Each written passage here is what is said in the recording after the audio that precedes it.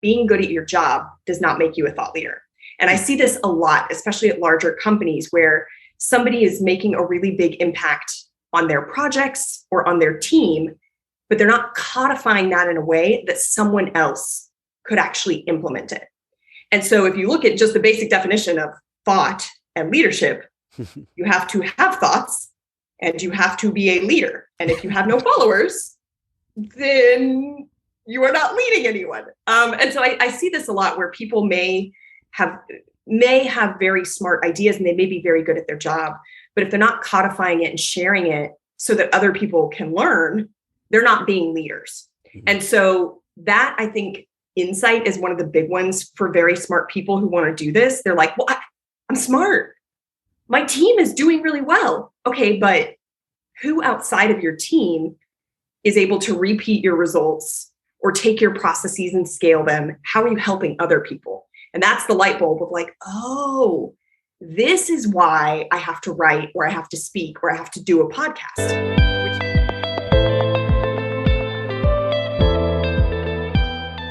Welcome everyone to Learn, Speak, Teach, powered by Balbert Marketing, LLC. If you love to learn, be inspired, and succeed, we're here to speak and teach. I'm your host, Ben Albert. I believe if you're not living, you're dying. If you're not growing, you're withering. And if you're not engaged, you can turn this off right now.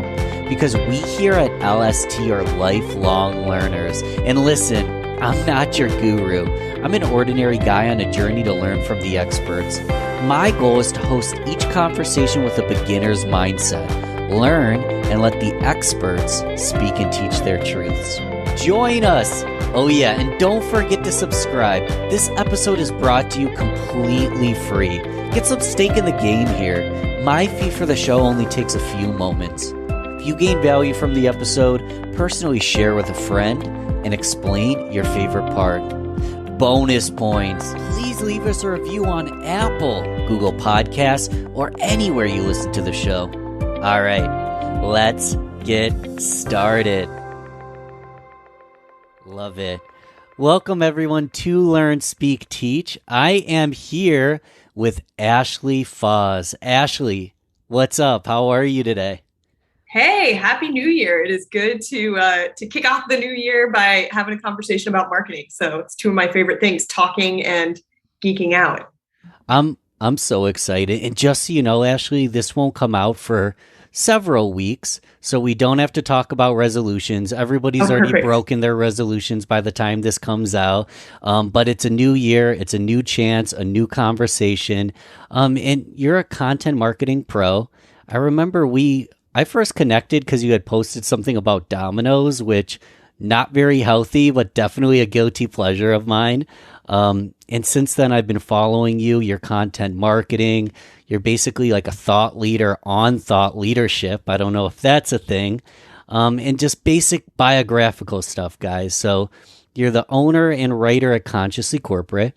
You're a content strategy lead at Atlassian. Did I say that right? Atlassian. Yep. And Ashley's writing has been published on Time, Forbes, Marketing Profs, and The Muse, and she's spoken on various marketing topics for Inbound, Harvard Business Review, and Marketing Profs. So you are a pro at what you do. I'm sure you're humble, but I see you as an expert in something that I'm learning more and more about. So that's introductions, but who's Ashley? You introduce yourself. Who are you outside of work? Who are you as a person? Why are you passionate about this kind of stuff? Yeah, thank you for the intro. We will come back to the whole thought leader on thought leadership. That's a whole comment thread that we can chase. But no, I am a marketer, writer, and speaker by day, and a singer, actor, and fitness fiend by night. So I intentionally like to blend those personal and professional worlds. I think that we all bring our full selves to each of our experiences. As you saw with the Domino's thing, I'm like, I love pizza. I love marketing. They go together. And then I probably had pizza for dinner that night. I remember that post, or maybe it was that I had pizza the night before, and then I was like, oh, we have to post on it, right? So those kinds of things, we bring all of those experiences into each of our worlds. And so I think especially with the rise of remote work, both before COVID and obviously during COVID, I think a lot of people have started to recognize that the stuff they do outside of the office really impacts us. So that's why I like to include that singer, actor, and fitness fiend by night piece. Yes. I also picked up baking and cake decorating during quarantine. So I may or may not have to like slot in buttercream aficionado or something somewhere in there. I love that, buttercream aficionado.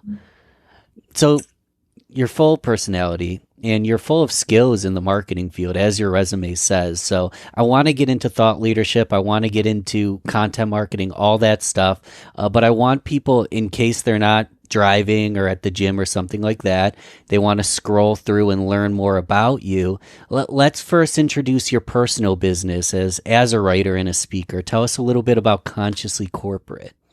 Yeah, so Consciously Corporate actually started out as a blog that I wrote for basically daily for almost 9 years. And it kind of started out when I was very first starting. Marketing is that weird field where no one will give you experience unless you already have experience, but you can't get experience unless you get experience.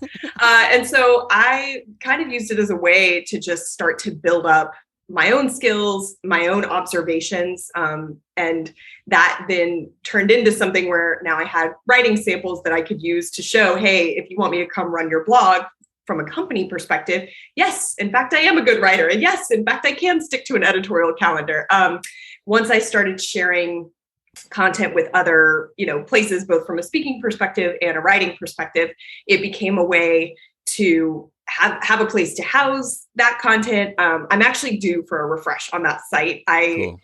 It's been on WordPress from like a decade ago. I did a refresh maybe 5 years ago, but now actually I put the bulk of my content and speaking and those kinds of things on LinkedIn because I really like the conversation. And so that is now more of an archive of the stuff that I do. And it has evolved. You'll see the tagline now says, and sometimes out of office. Again, when I first started it was like, I have to be a very serious career person. Like people have to know that I am the serious person and that I have the skills. And now I'm like, okay, but also part of the reason I'm a good public speaker is because I do all this theater. And part of the reason that I have such high empathy for my audience is because I'm constantly trying on new characters in theater. And part of the reason I have so much energy is because I'm fit and I'm active and I'm in the gym, And so I started to realize I already bring all of that stuff into my day-to-day work and into the content that I share and the things that I speak about. But I should probably go ahead and acknowledge that on, my blog or my website as well. Yeah, well, and honestly, guys, follow her on LinkedIn, start a conversation, engage in the content. I've blogged, I'll put up blogs, but it's so boring. The comment section's so just sad and lonely. Connect on LinkedIn, see the blogs, the articles there. Do you with you and your writing and your speaking, like, do you take on clients or is your focus on Atlassian? My focus is on Atlassian. So I, earlier in my career, I would do, freelance or consulting or those types of things. These days, it's much more focused on my day job. And then I do the speaking and the writing as a personal passion. And the other thing that I will say about that too, again, I can bring this all back to thought leadership. Yes. Whether you directly monetize those opportunities or not, it does help you build your personal brand. It does help position you as an expert. It can result in additional job offers. It can result in having things to talk about in your performance review to say, hey, this is the impact that I'm making outside of Atlassian that now your whole audience is like, what does Atlassian do? Well, we'll talk about that in a few minutes, right? So especially once you start becoming more senior in your career, that ability to make an impact outside of your own team and outside of your own company becomes much more important. That ability to become a spokesperson on behalf of the company, well, you can't do that if you haven't been showing up that way as an expert prior to getting the big title or the official company endorsement to go do these things. So it's kind of a push and pull. People definitely think that, oh, I must be trying to sell a book. Nope, I don't actually have a book to sell. Or, oh, you're trying to sell freelance services. I'm like, no, in fact, I'm not selling anything. I'm selling an idea, which is thought leadership, content, audience, community, all of those things is where marketing should be going. And you can buy that idea by just taking it and learning from it and implementing it yourself. So it's funny that you kind of refer to it as a business, because I actually don't. I refer a lot of work out to people in my network, which again, if your listeners land there and see something that they're like, I need help with this, I have a great network of peers and collaborators who do accept freelance or consulting clients that I'm happy to refer you to. You're a connector, and I love the passion, whether or not you're trying to monetize it. You're actually making a movement here. You're changing people's lives. I've said this a million times, but I want you to do most of the talking. But one thing I've said in the past is, like, let's say you're an accountant, you work in a dark room, and you don't talk to people for a living. What happens the moment that you want to support a charity and you need to find donors? Or what happens the moment when you're trying to rally the troops to come to an event? You can utilize that thought leadership and that personal brand no matter what. And it's all that, it's the digging the well before you're thirsty, building those relationships, adding value, connecting with people without an ask. And then the moment the ask, as soon as Ashley has an ask, I'm going to raise my hand and support you because of that.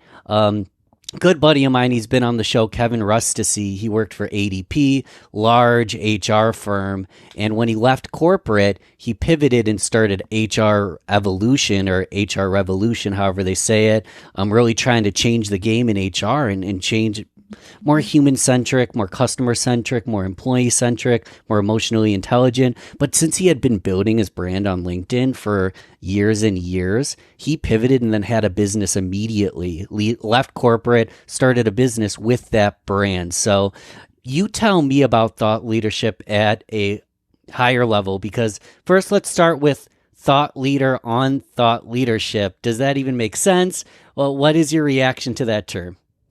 Yeah, so I created a 4-pillar framework. It's credibility, profile, being prolific, and depth of ideas. And as part of that framework, when you dive into each of those pillars, I've tried to assign some fairly objective metrics and milestones for each of those, right? Because a lot of people will claim to be a thought leader. They'll put it in their title on LinkedIn, or they'll write a book and be like, oh, Ashley is the definitive thought leader. That's real weird. Why am I talking about myself in a third person? Again, it's like people who claim to be a visionary. Like, you kind of just want to call BS on that, well, if you were so visionary, why would you say that about yourself? It's just weird. So humorously, one of the metrics that I have around the profile pillar is basically the number and nature of your following on social media.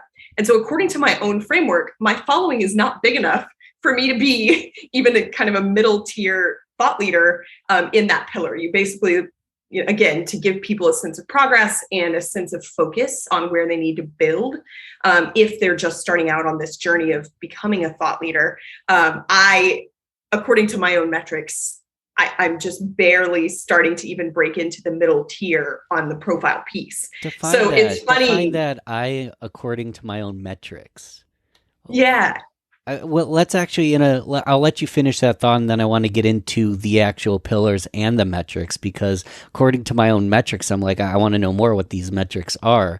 But I derailed. What were you saying there, Ashley? Oh, well, basically just that the metrics that I had started out with in terms of the nature of the followers and the number of the followers. So and again, some of this is highly biased coming from a larger company in SaaS. So full disclosure that these metrics might not apply for every single person or every single industry. But the tier that I had set was that you have to have at least 5,000 followers on LinkedIn, and that the nature of those followers is basically that more people know you than you know. So when you're very first starting, you have very few connections or followers, and the majority of them, you have actually met them face to face, whether that's at a conference, whether you've worked together in the past. Like, if you look at the network of people who would not necessarily be considered thought leaders, they know most of their connections. Right. And so if you look at the nature of my connections and my following, I don't have 5,000 followers. And I've just now started to, I guess, crest that hill where I have more people who know me or that I've never actually met than previously. in the past, we probably actually met at a conference, even if it was briefly, or we were introduced through a mutual friend or something like that.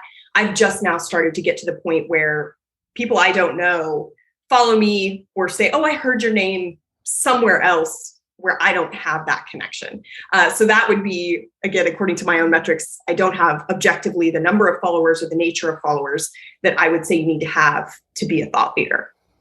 Got it. So if someone personally DMs you asking for baking tips and you've never met them before, it's high probability you're starting to become a thought leader.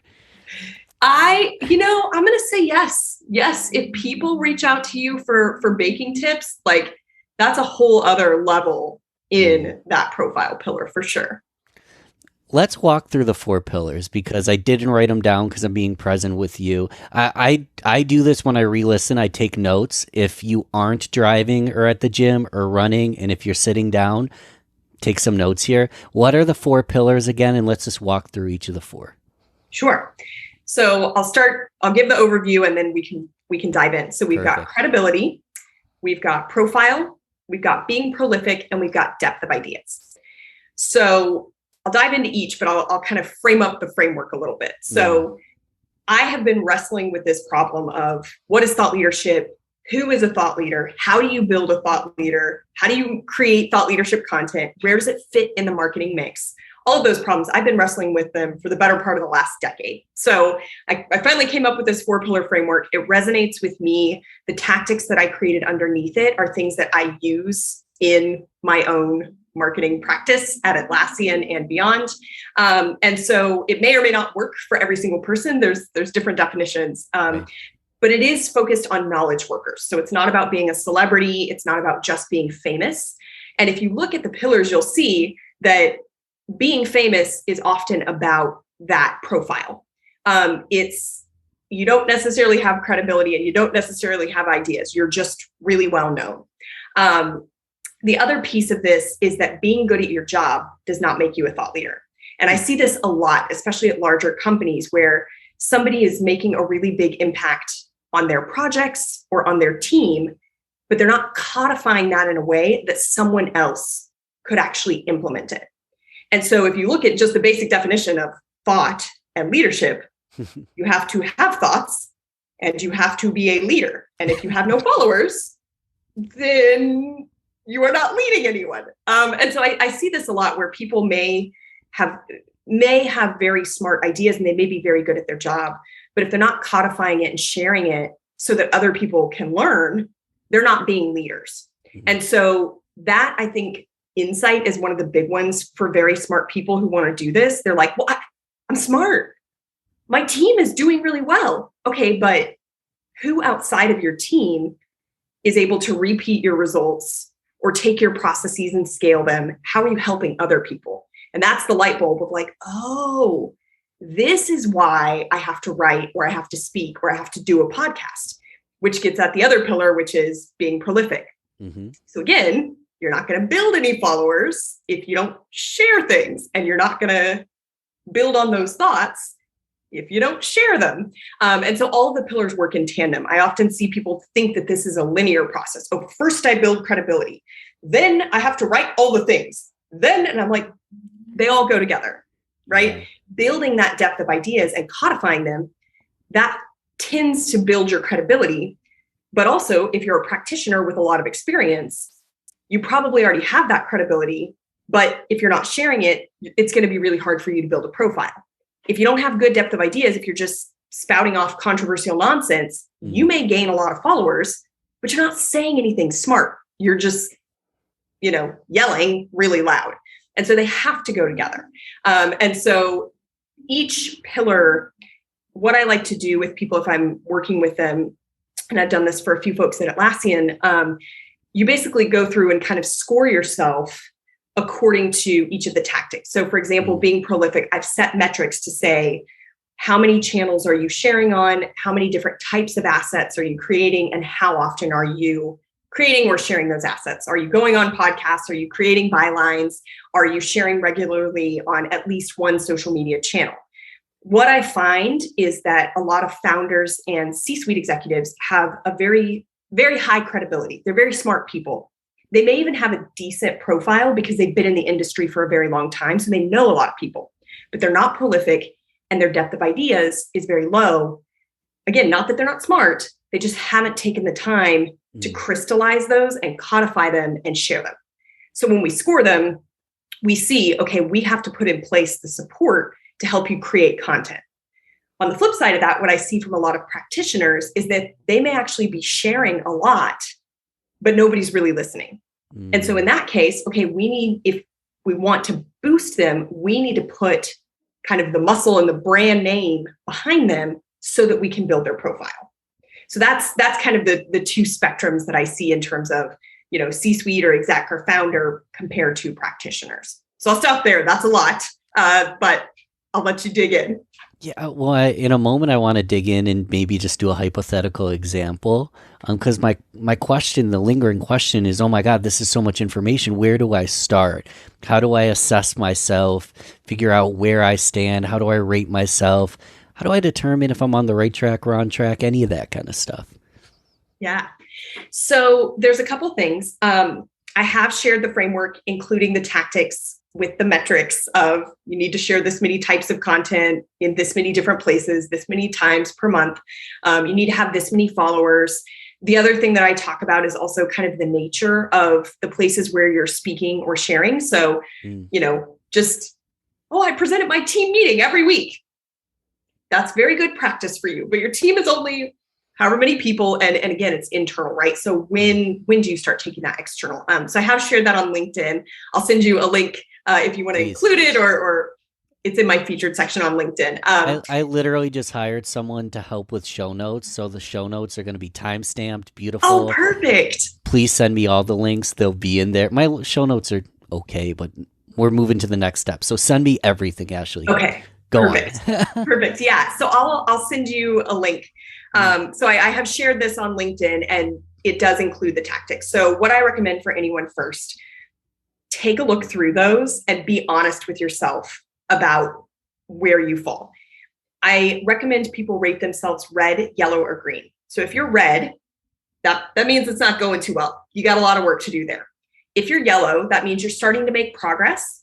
And so depending on how you fare in the other areas, it might be a good place for you to focus more effort in those yellow areas. For the places where you're green, that's great. You want to stay green there. Again, I see sometimes people flip-flop, right? Where they get so focused on, okay, I just have to focus on this one thing. I have to grow my social media. I have to post every day. And they forget that they need to keep developing that depth of ideas. They need to keep wrestling with whatever that expertise is. So that scoring will give you the first steps.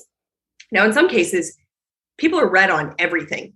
They're like, I have no credibility. I have no profile. My followers are 0. I haven't written anything ever in my life. I have no ideas. Well, you're not a thought leader. And if you don't feel some passion to put in the work to develop ideas and share them, then you don't actually want to be a thought leader. And that's okay. Yes. Again, I see this a lot with the biggest question I get is, how do we get busy executives to make time? They never have time to write. They never have time to speak. They never have time to do press. Do they have time to develop ideas? No. Okay, then they're not a thought leader. Like, I don't know what to tell you. If you have no thoughts and you're not a leader, again, you're missing the definition, right? So I'm also, Ashley, I'm not a golfer and I don't like to golf, so I don't aspire to be a golfer and I don't pretend that I'm a golfer. So you might not be a thought leader and that's okay, right? Yeah. And I think my latest kind of rant about this is that people have started to conflate quality with thought leadership. And that is incorrect. You can have quality sales content. You can have quality educational content. You can have quality tutorials. You can have quality community. That is not thought leadership. And so if we can separate, again, this gets back to being good at your job. Well, if I'm good at my job, I must be a thought leader. No, this is a very specific, in my opinion, category of person, content, ideas, and sharing. And that's totally fine. If you're not that person, it doesn't mean that you can't advance in your career. It doesn't mean that you can't be an effective leader on your team. It doesn't mean that you can't create quality content. So if we can divorce that idea of quality or good equals thought leadership, I think we should do that. So for folks who are just starting out, and this dovetails with my other big passion around content strategy, I have a framework for that, which I will send you, around content depths and creating a narrative. And so the goal here, particularly for people who are not marketers, I think this resonates a lot. Marketers, we get stuck on the funnel of like, awareness, consideration, and purchase. And non-marketers are like, I don't know what any of these things are. I'm an accountant. I don't need anyone to purchase anything. I'm just trying to do my job, right? 5 levels, 6 levels, pyramids, like there's funnels. There's infinity loops now, which is terrifying. Even to me as a marketer, I'm like, y'all, why are we stuck in the infinite loop of sales and marketing content? It's terrifying. So I like to think of it, the analogy that I use is a playground. And if you think about it, there's no right way to play on the playground. There's no particular order. You can chart your own path through that. You can enter and exit as you please. And it's really about delight and engagement. And so if you think about that, that completely changes your mindset that, I'm not trying to sell myself as an expert, or I'm not trying to sell my company. It's, I'm here to have a conversation. People ask me questions and I answer them. I know things about them. Great. I will start to share. That's one great way to share. If you've never done it before and you're like, I don't know what to talk about, I don't know who my people are, just start with, what is one question that you answered for someone today? And what is one question that you asked someone today? Because we're constantly asking and we're constantly answering. And even if you think that question is unique to you, somebody else has it. Like, the world is a big place. My other rule in terms of content creation, especially to help new folks, is if you answer the same question 3 times, you need to write or create a longer form piece of content on that. Because clearly you're pulling from some knowledge or resources, or there's a reason that you're the person that everyone asks. And so a one-off question, you can probably just, here's a quick answer. That's great. That might be an excellent post for LinkedIn or Twitter. But if you get asked 3 times, okay, how did you go about gathering that information? Where did you go about searching for it? How has your mindset changed from the time that you initially knew the answer to the time that you shared it for the 3rd time? All of that is really great fodder for a long form article or a 5 to 6 minute video. So if we think about that, so that's kind of the low touch way to just start, to just get in the habit. I hear this from a lot of people too. They have imposter syndrome. Oh, I'm not good on camera. Oh, I'm a terrible writer. Oh, no one cares. Well, again, you answered a question for someone today. So someone valued your opinion and expertise and experience. There's probably more than one person who can get value from that. So just start getting comfortable. That'll help you start to see, what are the things that you're passionate about? What are the things that you're actually good at talking about and you have a lot to say? Then you can go and say, let's hone that into a more kind of proper strategy. So if you look at the conceptual, strategic, and tactical levels, that also gives you fodder. So conceptual is about the what and the why. It helps you frame up the problem space. So if you think about this conversation, I have framed up kind of what at a high level is thought leadership. At the strategic level, this is focusing on the processes, the knowledge component, and the tools that people need to be successful. How do you make that conceptual idea reality? And so this is helping you frame up the solution space. So again, thinking about this, I talked about kind of high level what thought leadership is at a conceptual level. I'm now going through this framework. It's got 4 pillars. It's got an associated framework to create content. And that's at the strategic level. And then at the tactical level, this is your, daily tips, your habits, your 5 ways to do X, Y, and Z.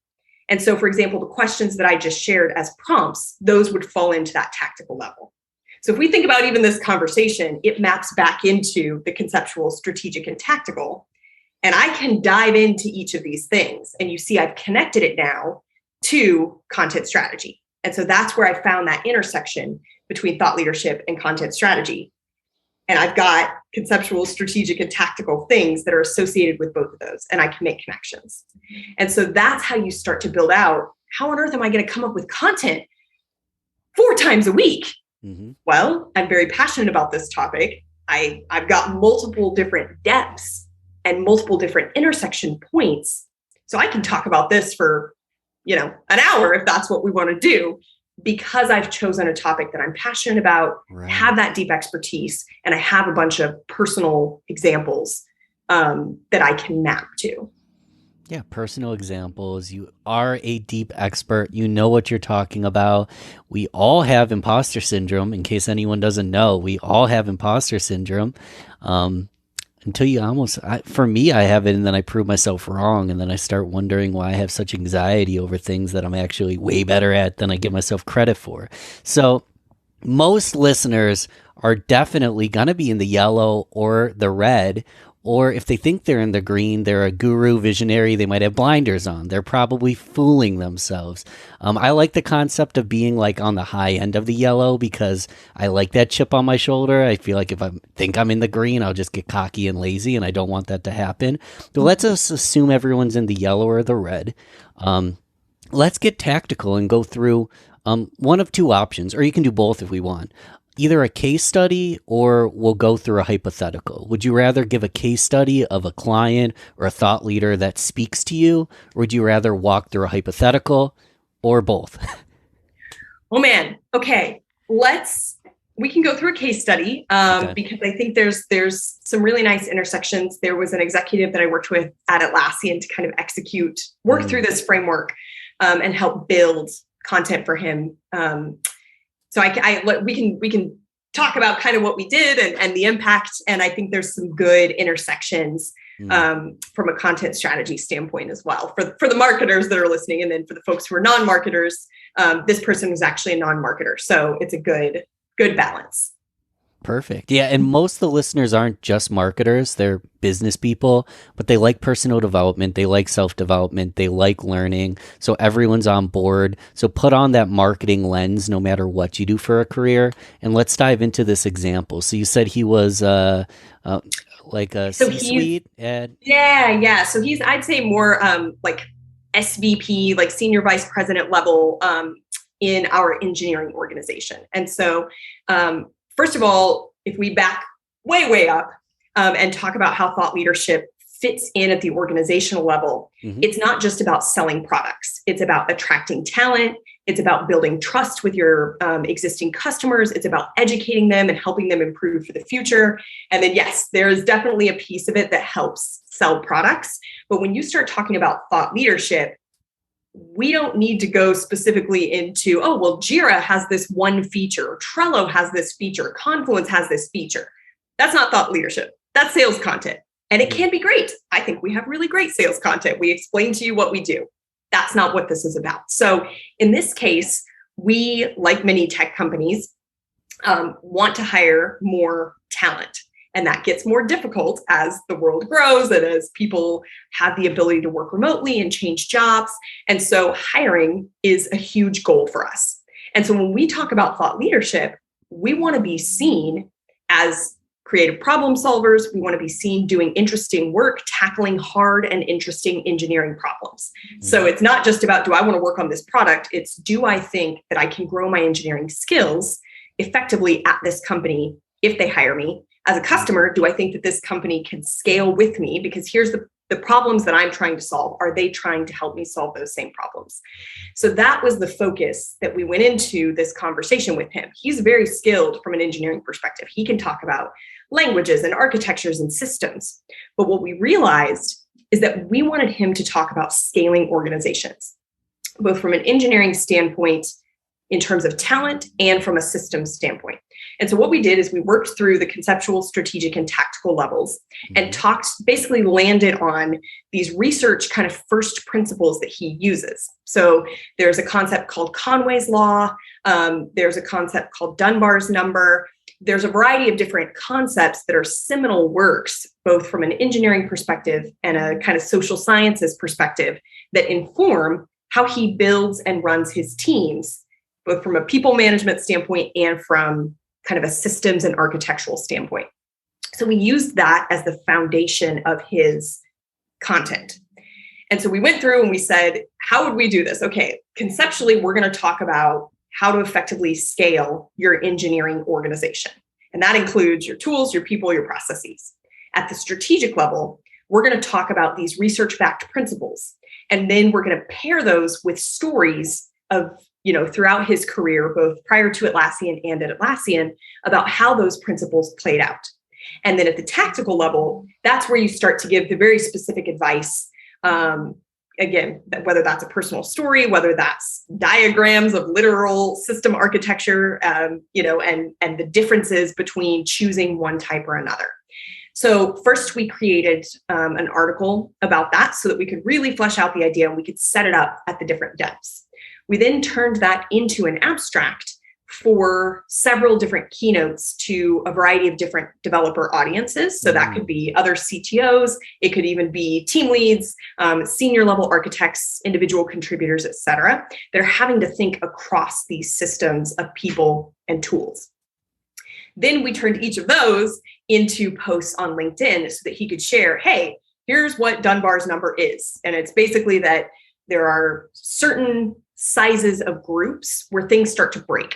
So what do you do when each of those things break? So that can turn into a whole series of posts of what is Dunbar's number?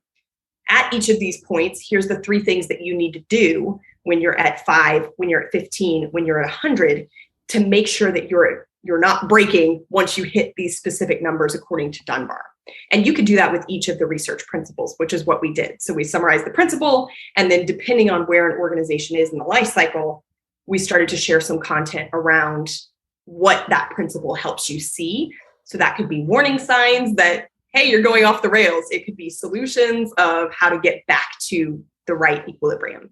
And then as you can see, that obviously has tons of opportunity to turn into articles, keynotes, quotes from a press standpoint about when Atlassian has made choices around our own systems and processes and people. Why did we do that? Oh, well, in fact, may we refer you to this article about these principles. And so that's how you end up with enough content at enough different depths across a bunch of different channels.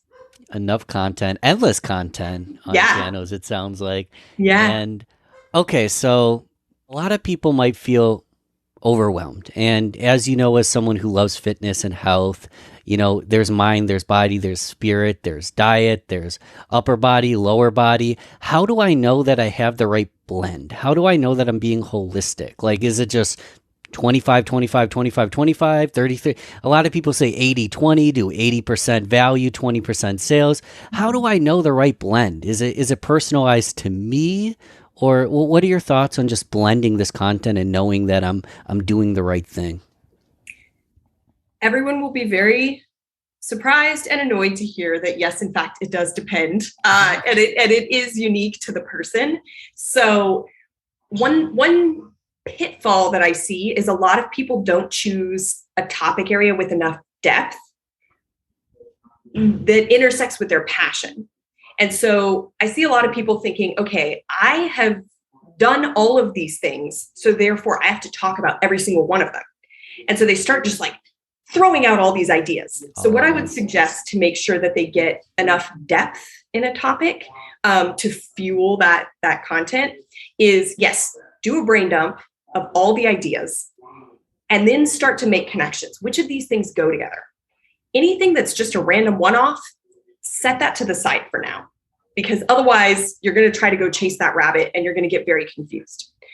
Once you start to see those groups, that starts to inform kind of the conceptual level topics that you're going to talk about. So if you look at what I talk about, I draw on a lot of different things, but it's content strategy, it's thought leadership, and it's social media strategy. And if I draw Venn diagrams around those, you'll see that there's intersections across all of them. I don't talk about events. I've done event logistics. I've been the person ordering the carpet and the person ordering the booth graphics. You'll notice that I pretty much never talk about that, even though it's a place where I do have experience.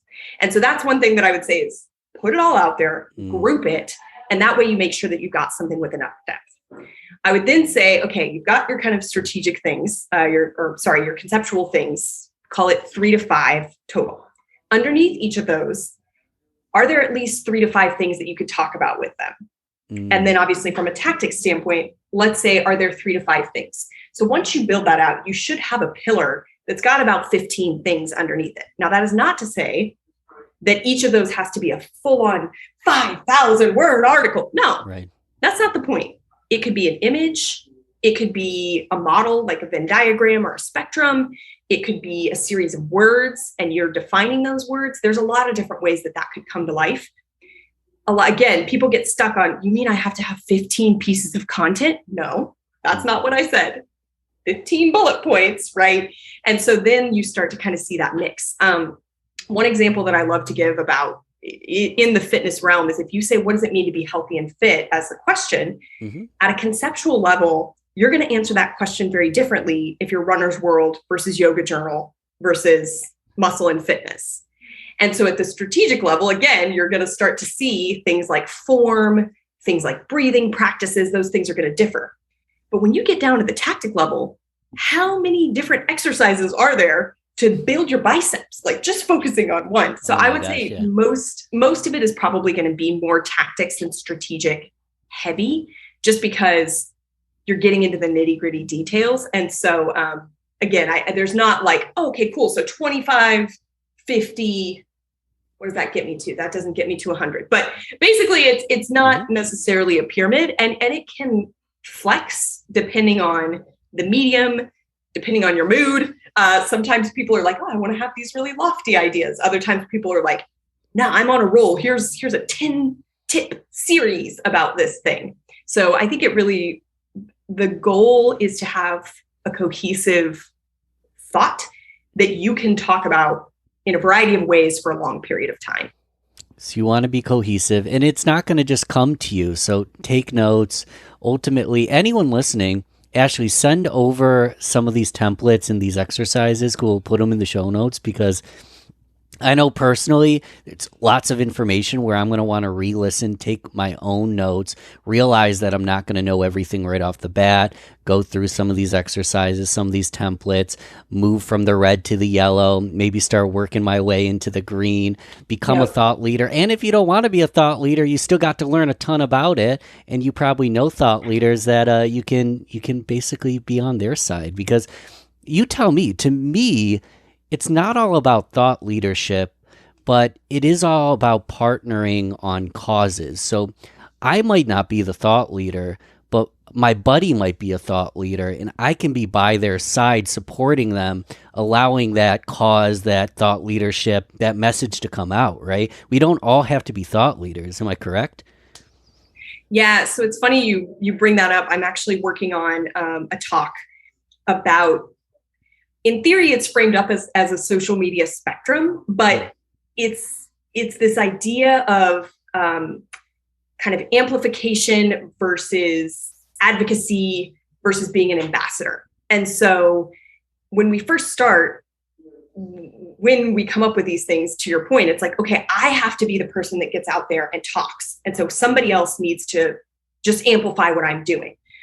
The more mature you become, you start to realize that actually having somebody who can help be a connector, having somebody advocate for your idea on your behalf, or having even equipping somebody to now be an ambassador of that idea, that's a completely different mindset. And so one of the things that I love receiving is I've had people where I've delivered a talk, or I've shared these templates, and somebody comes back to me and is like, hey, will you review my marketing strategy or my content strategy or my thought leadership strategy for the next quarter, because I used your template? And I'm like, it worked. Like these tools are helpful for me, but when I find out that they're helpful to somebody else, I'm like, this is the best thing ever. And so we've moved from just somebody sharing an article that I wrote, which is great, and I appreciate when people do that, to someone maybe just internally saying, oh, hey, I heard about this idea, we should maybe do it, to somebody coming back and saying, no, I've done this myself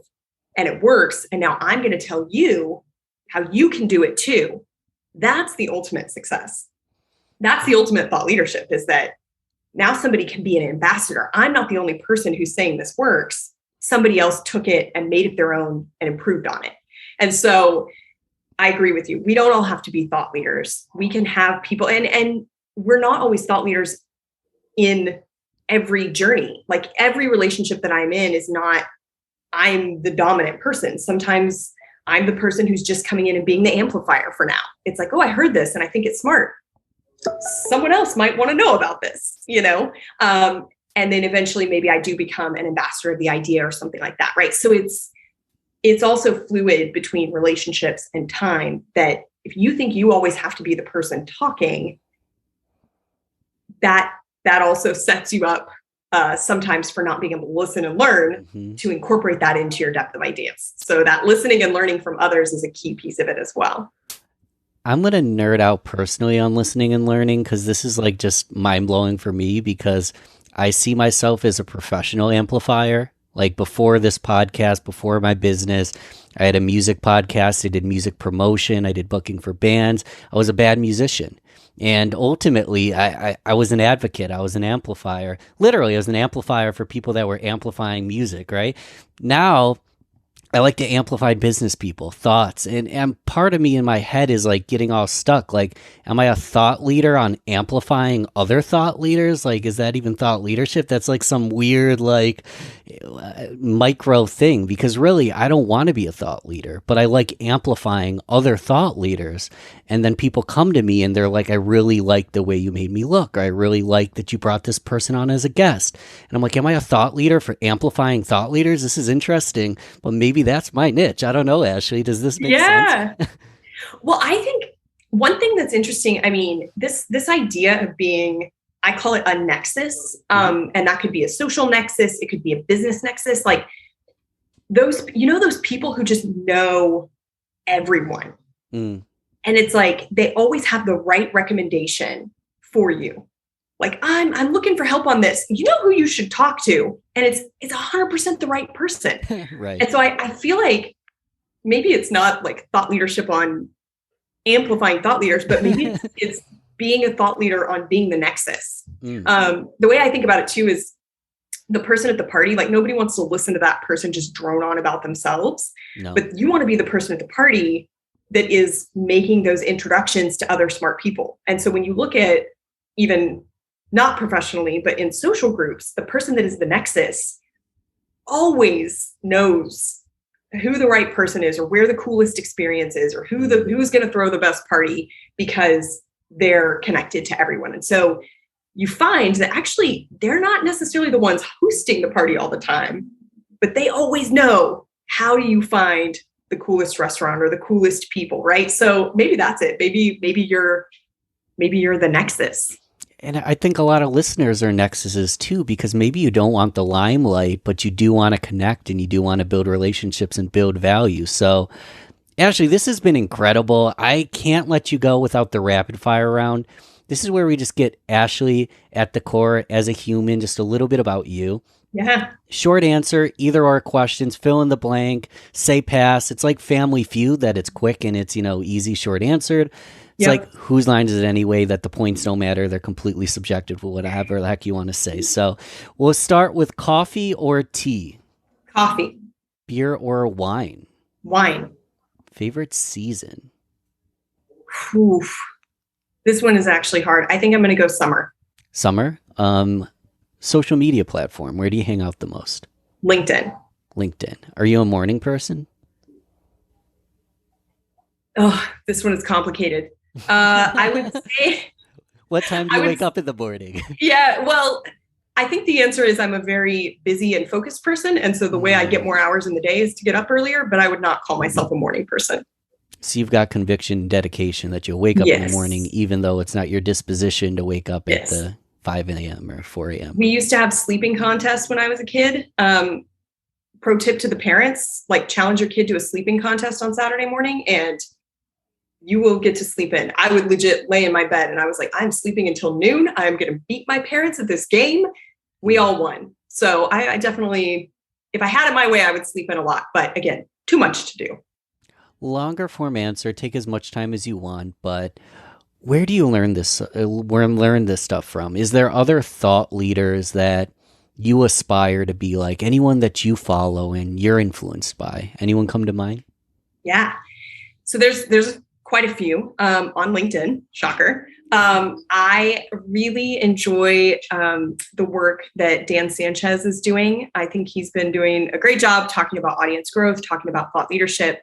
There's a woman named Sarah Stella Lanzanillo. Her last name is Italian, so I struggle a bit with the pronunciation, but she's great. She talks a lot about personal branding. She has, real talk on marketing. Kathleen Booth is another marketing executive. She comes from the startup world that has a ton of great content. And then if you want some really nitty gritty tips on LinkedIn content creation, like just getting started, Emily Brady. So she's a colleague of Dan Sanchez's. They've partnered to do a lot of great work. So those are a few of the folks on LinkedIn that I've been following, and I love their content. Again, I'm going to take notes. I'm going to look up all these people. The one person I do know is Dan Sanchez he's one of the hosts, this, of B2B Growth. That's a great podcast. You were on B2B Growth. Yeah. Yes. Okay. It's kind of like when, let's imagine you're from a very small town and you listen to a very obscure band and no one in your entire town listens to that band. And then you go to a concert and then suddenly everybody loves that band and they're singing the lyrics and you're like, oh my God, like there's a whole 5,000 of me running around and I never even knew it. That's what B2B Growth was for me, because a lot of what I do with this podcast and what I teach, I literally was teaching it and doing it. And then I found B2B Growth and what Dan Sanchez does and what they do over there. And they clarified my vision. I was like, this is what I'm doing by accident, kind of falling forward. And B2B Growth's like, if you're subscribed to this podcast, then go subscribe to that podcast, because it's so tactical conversations with marketing professionals, B2B businesses. But really what they're doing is B2B networking, forming relationships, creating content, mutually beneficial. I don't want to go on a big rant, but what I devised is the CAN system, and it's create, connect, collaborate, and network. So in short, that is the purpose of my networking, to create, collaborate, and connect. It's exactly what they do on B2B Growth. So shout out to them. We're going to connect with you on LinkedIn. Anywhere else we should follow you? What should I go do to get to know Ashely a little bit more? Yeah. So definitely follow me on LinkedIn, connect with me on LinkedIn, DM me on LinkedIn. I'm there all the time. You'll see me all the time on LinkedIn. I do hang out on Twitter a little bit as well. Not as proactive on Twitter. I'm usually there once or twice a day. But yeah, would love to see people on LinkedIn and Twitter. I'm at Ashley Faus on both of those. So just first name, last name. I should be the first search result if you pop it into either of those two platforms. Also in the show notes. And to close out, let's assume I have a pen, paper out. Give me one more tactical thing that's simple that as soon as this podcast streams ends, I can write down or I can go do. Anything come to mind, something tactical that I can start today to be a better content marketer, to be a better thought leader? I would reiterate, write down what is the one question that you answered today and the one question that you asked today. And then obviously, pair those with the answers that you gave and you received. And then go share that. So I guess technically that's three things, but it's write down the question that you asked, write down the answer that you gave, and then go share that question and answer publicly. Perfect tactical advice. Ashely, you're incredible. I wish I could have 2 more hours with you. I really do appreciate you taking the time with me and coming on the show. Yeah, it was great. Thanks so much for all the fun questions and chasing all the fun tangents with me. It's fun to geek out with someone else about this stuff. Thanks again for listening to Learn, Speak, Teach, powered by Bauer Marketing, LLC. You need to go subscribe if you haven't yet. This show is completely free. If you gain value from the episode, personally share with a friend and explain your favorite part. Leave us a review on Apple, Google Podcasts, or anywhere you listen to the show. All right. Thanks once more for listening to LST. I am so grateful. Talk to you soon.